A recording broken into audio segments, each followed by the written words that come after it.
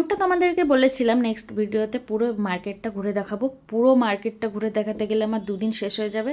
তো আমি যেখানে শপিং করেছি সেই মার্কেটটা তো পুরোটা দেখাতেই পারি। আর দেখো, ছোটোবেলায় যেমন মনে হতো না চকলেটের দুনিয়ায় যাব, এখানে আসলে ঠিক সেমন ফিলিং আসবে। কত ধরনের চকলেট, আর ড্রাই ফ্রুটের কথা তো কিছু বলারই নেই। 100,000 রকমের খেজুর, ড্রাই ফ্রুট, যেগুলোর নামও জানি না সেগুলোও এখানে পাওয়া যায়।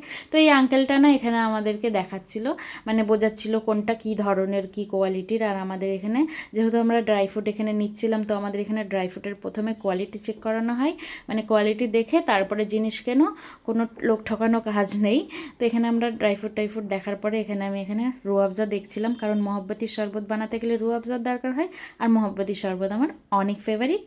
এখানে তারপরে চলে এসেছিলাম গ্রসারি কিছু শপিং করতে। আর এই যে ম্যাঙ্গো পাল্প যেগুলো, এগুলোও কিন্তু একটা শরবত বানানো যায় এটা দিয়ে, তোমাদের সাথে অবশ্যই শেয়ার করব। আর এখানে গ্রসারির থেকে প্রচুর কিছু শপিং করে নিয়েছি, তারপরে চলে গিয়েছিলাম ঘরের দিকে। পরের ভিডিওতে তোমাদেরকে আমি শেয়ার করব আমি কী কী শপিং করেছি, আর তোমরা আমায় জানিও মহব্বতী শরবত কে কে পছন্দ করো।